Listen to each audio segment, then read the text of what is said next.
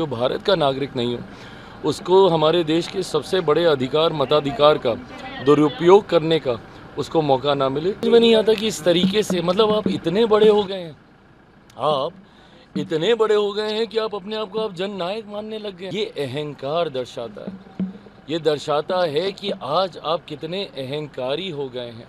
तो ज़रूरी है कि एक सघन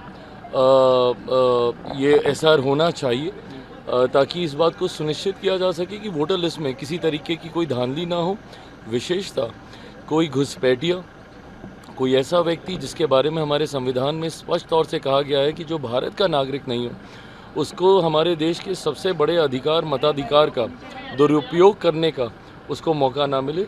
इस सोच के साथ जब बिहार में भी एसआर हुआ था हम लोगों ने इसका स्वागत किया था। देश भर में ये होगा, ये जानकारी हम लोगों को पहले से ही थी। अब जितने राज्यों में होने जा रहा है मुझे लगता है कि ये एक सशक्त लोकतंत्र के लिए ज़रूरी है। राहुल जी, आपके हिसाब से जननायक कौन है? उधर अखिलेश यादव को बोला जा रहा है, राहुल गांधी को बोला जा रहा है। मेरी समझ में नहीं आता कि इस तरीके से मतलब आप इतने बड़े हो गए हैं, आप इतने बड़े हो गए हैं कि आप अपने आप को आप जननायक मानने लग गए हैं। बताइए, इतने सालों के परिश्रम, संघर्ष, समर्पण के बाद जो उपाधि हमारे पूर्वजों को दी गई है, आप तुरंत अभी तो आप कुछ हुए नहीं, एक बार आप मुख्यमंत्री तक आप नहीं बने हैं और आप अपनी तुलना उन महानायकों के साथ आप करने लग गए हैं जिन्होंने सही मायनों में बिहार के लिए अपना पूरा जीवन समर्पित करने का कार्य किया। ये अहंकार दर्शाता है, ये दर्शाता है कि आज आप कितने अहंकारी हो गए हैं। आप जननायक जैसी आप उपाधि आप अपने नाम के साथ आप लगा रहे हैं। हमारे राज्य के जननायक भाई कर्पूरी ठाकुर जी थे, लोहिया जी थे, जेपी थे।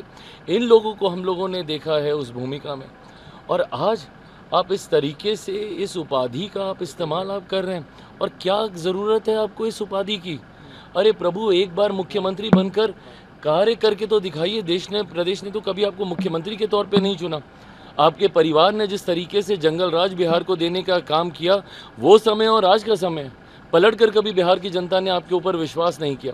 आप जो बार बार दम भरते हैं कि भाई पिछली बार हमको इतने सारे विधायक हम जीत कर ले आए, इतने सारे विधायक हम जीत कर ले आए, आप इसलिए जीत कर ले आए क्योंकि पिछली बार there was a divided NDA में एक बिखराव था, उसका लाभ कहीं ना कहीं आपने उठाया। बट आज की तारीख में तो परिस्थिति पूरी उल्टी है भाई।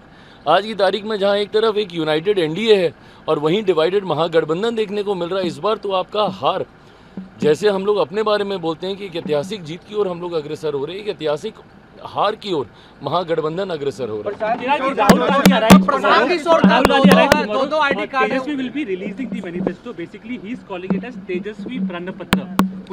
Well, I don't understand the reason why are they releasing it today. If Rahul ji is coming tomorrow, and I'm happy that finally he remembers my state and he is coming back, because there was a time where because of SIR he made a lot of hue and cry over this. But then after that he just vanished. He completely vanished from the scenario.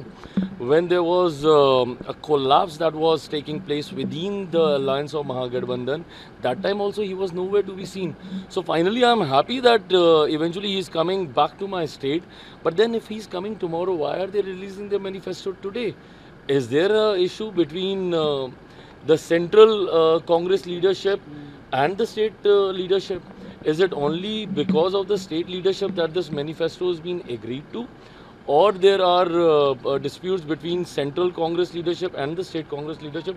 That I don't know. That is time will tell. But I don't find this amicable setup that when he's coming tomorrow and they're doing this today.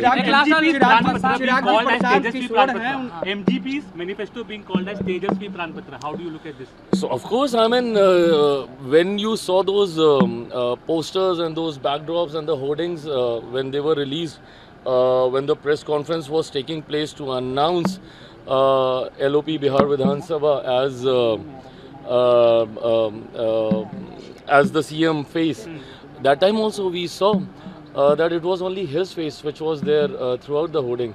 I don't understand that how the cadre of other parties is going to take this, Because if their leaders' pictures are not there, I don't think it's a motivating factor not to see your leader's picture on the hoarding and on the.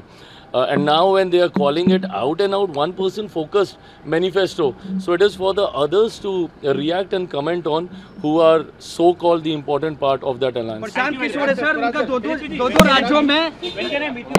Prashant Kishor Prashant Kishor का sir दो राज्यों में बना हुआ है sir voter ID card बना हुआ है पश्चिम बंगाल और बिहार में, उस पर क्या कहेंगे? अब बताइए, दूसरे पे उंगली उठाने वाले, दूसरों को नैतिकता की दुहाई देने वालों का खुद का हाल ये है। जब खुद के घर शीशे के होना तो दूसरों के घर पे पत्थर नहीं उछाला करते।